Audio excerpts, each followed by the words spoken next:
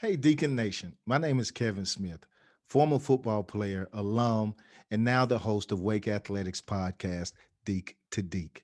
On Deac2Deac, we want to share engaging and inspiring stories of Wake athletics and traditions. We will feature former student athletes, former coaches, staff, and so many others that have contributed to the success and traditions of Wake athletics. Now, what better way to start off than sitting down and learning so much more about Wake Forest Director of Athletics, John Currie? Now, we're all familiar with John's love and passion for Wake athletics, but on Deac2Deac, we're going to learn a lot more. Like, for example, John's favorite Deacon moment. So please tune in and go Deeks. Old, but among my earliest memories growing up in Chapel Hill is ACC sports. And, of course, back then there was no professional sports in the state of North Carolina. It was all about ACC, Tobacco Road, sailing with the pilot on Wednesday nights. Bones McKinney was one of the commentators. And, I can remember going to basketball games in Carmichael Auditorium with my dad, and he would come home. Invariably, he'd be late coming home from work, and he'd get me, or after my parents were separated, he'd come home and get me, or he'd drop by and pick me up, and we'd go to the arena, to Carmichael, and we park on Raleigh Road, between a tree and another car, and then we run through the graveyard to get into the gym. And so those are my earliest memories of what college sports was all about. And, of course, that was a really special time. And I specifically remember being in Chapel Hill at Carmichael Auditorium in 1982 when Wake Forest came into Carmichael and beat North Carolina. It was one of the two losses North Carolina had that season that they won the national championship. So I got to ask, is that how you were first introduced to sports growing up? Yeah, I played all the sports, right? Just like any other, just a kid, in that age. But that was my kind of coming of age when I was 9 or 10 years old, 11 or 12 years old was, some pretty neat, a really neat period of time for ACC athletics. And it was also kind of the last, it was the moment in time. Jay Billis has written about this and others, but it was the moment in time where, it was pretty much fully integrated and people were still mainly 4-year players. And so you had, that continuity of teams in that time. And so you had some incredible student athletes in the Atlantic Coast Conference in that era. So, just for our fans in Deacon Nation, please explain to everyone, how does a kid who grew up in Chapel Hill, right there with Duke and NC State, how did you become a Wake fan with so much blue and red in the area? Well, to be candid, I was a pretty obnoxious little Carolina fan when I was a kid. And that's where my parents went and all that. But I had a couple friends at school, and then my dentist, Dr. Williams, who was our dentist, Bob Williams, who's a Wake Forest graduate. I can remember actually when I was a little kid playing soccer, and I can remember coming over to Winston-Salem for a soccer game that I think was played on the fairgrounds. And I can remember Dr. Williams. He had two sons that went to Wake Forest with me, Myatt and Durwood. I can remember Dr. Williams going over to watch some of the Wake Forest football game at the stadium between our soccer games. And so I remember that early. And then I had a couple cousins that went to Wake Forest. And then, the things that attracted me to Wake Forest were the same things that still attract people to Wake Forest. It was a intimate school environment but in the ACC, probably 60 students in my high school graduating class went to Chapel Hill. When I came to Winston-Salem to go to Wake Forest, I knew 3 people. And that was really a big part of my development, was coming into an environment where I didn't know hardly anybody and made all new friends and all that kind of stuff. So, you come to Wake and you're this Wake fan, really love sports. You've had this experience with the ACC.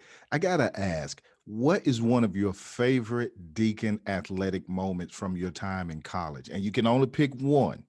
All right. Well, there's so many, Kevin. And um, I remember when Rodney Rogers signed with Wake Forest in November of 1989, because I'd gone to Chapel Hill Senior High School, which is was in the Pac-6 back then. I don't know what they're in now. And Hillside High, where Rodney went, was in our Hmm. conference. And I didn't play basketball for Chapel Hill High. I played soccer and baseball. We would play Hillside, but I remember watching Rodney Rogers in high school when he came to our gymnasium at CHHS. And so I remember when Rodney Rogers signed, and I told all my buddies that Wake Forest was about to do something, right? So I got so many. Kevin. I got so many, including your team. Playing in the Aloha Bowl and those years when I was working here at Wake Forest, lots and lots of special memories. But I think I actually did an exit interview with a football student athlete recently, and he talked about how one of the most special. I asked him kind of the same thing. What's one of your great memories? And this particular student athlete been in 4 consecutive bowls or 5 consecutive bowls, and really proud of that and all that. But one of the things he talked about was after we beat Duke last year in basketball and being out on the quad with all the students, right? And so I have some incredible memories because we had great student athlete accomplishments in that era of Yeah. university wide celebrations that happened because we won a ball game, and memories of our student athletes and students and people from different Greek groups and non-Greeks and student athletes, all just like they are when they're out on the quad after we win a big game. Everybody's out there together. That's wonderful. I have to ask this. So, with the toilet paper crisis we had last summer, were you ever afraid we would have to stop rolling the quad after those big wins? Well, fortunately, the supply chain caught up, just like it's catching up now, making vaccines. It caught up, and I think we're not going to have a shortage of toilet paper. I do think we ought to, a win needs to be roll worthy or quad worthy for us to roll. We don't need to do it every single win, right? We should win so much we don't do it every win. And we do have to keep in mind we got some really great people that work at Wake Forest that work hard to keep it clean and neat and special, and they're the ones that are out there picking it up in the rain after we celebrate. So we got to be discreet. Discreet is not the right word, Kevin. You know what I mean? We got to be selective, right? I like that. I like that. So, you mentioned being at Wake when the team I was a part of, the '99 Aloha Bowl team, that you were part of Wake Forest. I want to talk about that for a minute. With the options you had coming out of college, your first job out of college was interning with the Deacon Club. What was that experience like, and why did you decide that was a route you wanted to go? Kevin, I was so lucky and to have that opportunity. And the first as we go into our professional lives, I've thought about this so many times. As we go into our professional lives, when you go in and you're green and you've never really had a professional job before, the ethics and mores of the first people you work for, more often than not, are going to shape what you're all about in your own personal business ethics and mores and integrity. And I was very lucky that I went to work for incredibly high integrity people. I remember signing Mr. Wellman. I started on August 16th, 1993, and a couple weeks later, I found out that I would get a complimentary football ticket, not tickets, but ticket. And I remember having to go down to Miss Cunningham's office down here in the bottom of which is now the Turner Conference Room, but back then it was the ticket office. And I remember having to sign this piece of paper where I pledged that I would not resell this ticket or use it for any other purpose or do any. So it had all the details of that, and that was like, you know, living up to that expectation of this trust that had been placed in me. And I know that not everybody is fortunate enough to have that kind of first professional experience that gives them their ethical foundation. And so that was really, really important to me. And I've looked back on that and always tried to stick to those principles of integrity that I learned from Ron Wellman and Charlie Patterson and others. Now, you've spent many years in different universities and different capacities of leadership and of service. And I want to ask you this: with that experience, when you look across the landscape of college athletics, how have you seen that evolve over the years? Well, it's important to realize that not every institution's mission is the same as every other institution. and I believe that by spending the time, I spent about 10 or 11 years at the University of Tennessee in three different stints. And so Tennessee is a flagship school for its state, and it's also the ag school. So it's kind of a super land grant. And then I spent 8 incredible and very, very special years in Manhattan, Kansas at Kansas State University. And Kansas State is pretty much an open access university. So its mission is just different than Wake's mission, but there were a lot of similarities in terms of how people cared about people. And one of the things I learned, it really opened my eyes in particular there, because before I went out there, back in the 90s when Coach Snyder built that football program, they used to talk about it was all junior college players. And it was almost like junior college was a bad word. And what I learned when I went out there is that the community college system is a really incredibly important access point, oftentimes for first generation college students or students who have a lot of responsibilities around their family. Maybe working on their farm or whatever, so they got to be closed for harvest and stuff like that. And so K-State had about 25 or 30% of the students that went to school there started their education somewhere else. And so I learned that that was a legitimate thing too. I mean, we had football players at K-State that were engineering majors that had gone to community college or junior college before they came to K-State. And so I really learned, it opened my eyes a lot about how um, uh, different avenues into higher education are really important. And then it kind of struck me recently, Mitch Shaw and I were talking about it after Dr. Larry Hopkins passed away, who was, what an incredible hero for Winston-Salem and Wake Forest and the care of women, particularly African-American women in this community. Um, Larry Hopkins went to Lees McRae Junior College before he came to Wake Forest. And so remembering that despite where people come from, getting that access into higher education is incredibly important. And so that helped me understand how different kinds of universities all play into, this great big thing. And that's one of the attributes that makes college athletics fun.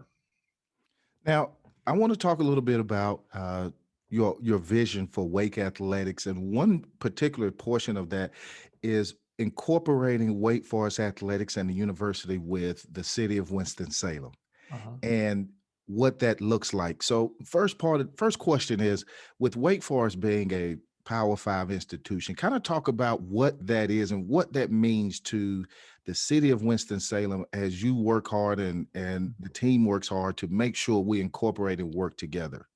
Well, there are a couple different angles on this. We do have 5 core goals. The third goal is value to the University of Winston-Salem and the Triad. Okay. And so that really wraps up into a lot of different things. First of all, you go back to the 50s, or really the 40s, but the 50s when Wake Forest moved to Winston-Salem and was the new kid in town, so to speak. And there were some great leaders in this community who didn't go to Wake Forest. Maybe they went to Carolina, or maybe they didn't go to college or whatever, who adopted Wake Forest. And Wake Forest athletics was the tie to establish this new college, became a university in the city of Winston-Salem. That was the tie to knit this university together with the community, right? And then you think about Pro Humanitate and and serving the community and for humanity. Pro Humanitate and Wake Forest athletics, serves a community in lots of different ways. But I really do believe, Kevin, especially as Wake Forest has grown from what used to be kind of a regional school into one of the best universities in America, and it's also it's not cheap to go to school here. It would be really easy for Wake Forest to be isolated a little bit from this community because so many of our students do come from far away, and Wake Forest athletics serves as the bridge to the broader community so that everybody can be part of Wake Forest just by coming to a Wake Forest ball game. Now, John, that sounds great. And I have to tell you, I've been getting a lot of calls, a lot of texts from alums, fans, wondering what is Deke Town. They've seen the billboards, they've seen it mentioned online at godeaks.com. What is Deke's Town? Deaktown is a state of mind, and it's wherever you happen to be. If you, and when you come to love and pull for the Demon Deacons, We're going to Deaktown, right? It is a state of mind, and it's a rallying cry, Kevin, and everybody can be part of Deaktown. Um, I was really reminded when I came back after being gone for 19 years and walked around Joel Coliseum, and Truist Field. Um, I was really reminded that we've got a great cross section of fans that come to our ball games that didn't go to Wake Forest or did go to Wake Forest or from Yadkinville or from East Winston or wherever. I mean, there's a pretty good cross section of fans, and so the fact that Wake Forest athletics can be a rallying point for our community. We need to ensure that Wake Forest athletics is reflecting the hospitality that Wake Forest wants to be about, but also that the city of Winston-Salem wants to be about. This is an incredible community. I think this is the best place in America to live. The fact that we have a Power Five athletics program in Winston-Salem, there's only 64 cities in America that have one of these 65 Power Five athletic programs. And, there are a lot of great cities. They'd love to have one, right? Richmond, Virginia doesn't have one. Charleston, South Carolina doesn't have one. Um, Orlando, Florida doesn't have one. Birmingham, Alabama doesn't have one. And Winston-Salem, North Carolina has a Power Five program. And that's a great symbiotic relationship. Now, you're talking about Power Five programs and the ACC being a Power Five conference. Now, we've recently seen some leadership shift at the top, and I want you to talk about sort of just that transition from John Swafford to Jim Phillips and what that means, and just get your thoughts on that. Well, I guess Commissioner Phillips is he the fifth commissioner? I think so. I think it's I the think so. fifth or sixth. I'm the sixth athletics director at Wake Forest. I mean, it's really incredible. You go back to one of my predecessors, Jim Weaver, went from being Wake Forest athletics director to being the first commissioner of the Atlantic Coast Conference, and you come up through the years. I would first say that John Swafford was athletic director when I was a little kid in Chapel Hill, so that was kind of my first image of this profession, and an incredible gentleman. Not always the loudest person in the room, but often the smartest person in the room. And where we are right now at Wake Forest, um, we can really thank Commissioner Swafford and Commissioner Corrigan before him for their leadership, because it's a big part of who we are. And then Jim Phillips, who I've known for really 23 years, is a great friend, is a consummate professional, is so well prepared. He's the perfect person. President Hatch, when after he had the interview with Jim, and of course President Hatch knows Jim because they worked together at Notre Dame years ago. President Hatch called me and he said, "Jimmy Phillips just nailed the interview, John. He just nailed it." He was so proud of Jim. But Jim right away within the first week um, of being announced, he had talked to every athletic director. He had talked to every president or chancellor. He called and talked to Dave Clawson. And he didn't just call and say, "Hey, I'm Jim. I'm the new commissioner." When he called me that morning, on that Tuesday morning, he got the job on Monday. He called me on Tuesday morning, and I was congratulating him. He said, "Well, let's talk about the conference." And 45 minutes later, we're still talking about the conference. So he started on February 1st, and he'll be in Greensboro in the office on March the 1st, and we're all thrilled. Now, we've also had some leadership changes here at Wake Forest. Dr. Hatch is retiring as president of the university. Sort of talk about what he's meant to Wake Forest University, to Wake Athletics, and also to you, John, personally. Mhm. Well, I've known President Hatch probably for about 10 years. And obviously, we've become very close over the last couple of years. And I'm so grateful for the way he has led our school, Kevin. It's just remarkable. We also people probably don't realize the impact that he's had on the modernization of college athletics.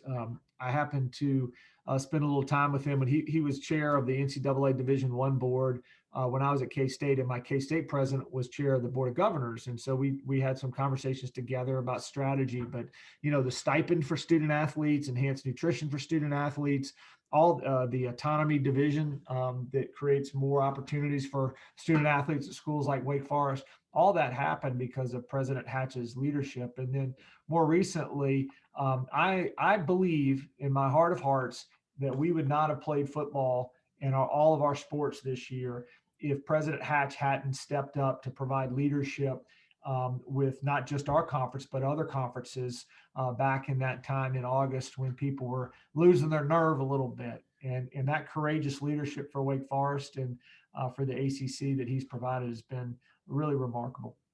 So let's talk about who is the president-elect coming up. Let's spend some time. I'd love to get your perspective on what President-elect Dr. Susan Wente means to Wake Forest University and Wake athletics. Well, I believe she's the perfect fit. You know, the board of trustees led by Gerald Roach, who also chaired the search, they had incredible candidates. I had the chance to meet a couple candidates. She beat an incredible field to win this job, and you know, to be the president and the athletic director, be the president at a school like Wake Forest is there's just not that many opportunities like that. And so, hats off to her for her careful preparation throughout her career, the great leadership she's provided to Vanderbilt. From talking to some of my friends at Vanderbilt, including their athletics director Candace Lee, talking to Greg Sankey, the commissioner of the SEC, and other friends. I got some unsolicited opinions that are all just tremendous. And she is incredibly smart.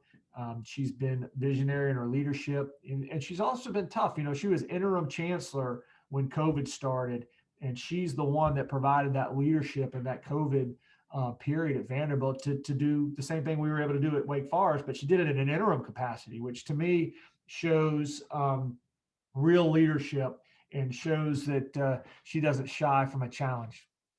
Now, John, I want to take last few minutes and I want to ask you some rapid fire questions to help people get to know you, the person, a little bit better. Okay. You ready? Yep, All right. great. Fire away, First Kevin. car. What was your Nissan first car? Sentra, Nissan Sentra. What year? 1983. Wow. Wow. Favorite band artist? Driving and Crying. Wow. Okay. Last one. Describe Wake Forest in one word. Family. That does it. That's that's perfect. I like that. Well, John, I want to thank you again. I know you have a lot going on during this time, and you've been doing a great job. I just want to say, as an alum, thank you so much for the direction that Wake Athletics is going in. I mean, you've done so much, and just creating this family atmosphere, as you mentioned that word to describe Wake, and I can see why you would pick that word. I can really see why you would pick that word. But again, thank you so much for taking the time to be a part of this. Any last comments or remarks? Well, Kevin, I thank you for doing this, and it's fun to work together toward a common goal. And that's I mean, just like sports, right? We're working together towards a common goal. And if I wasn't going to use the word family, I would use the word ascendant. This Mm. is an ascendant university. We're climbing the mountain, and we're going to win the championship. And it's fun to climb the mountain together. So let's keep rocking and rolling. As always, John, it's been a pleasure, and go Deeks.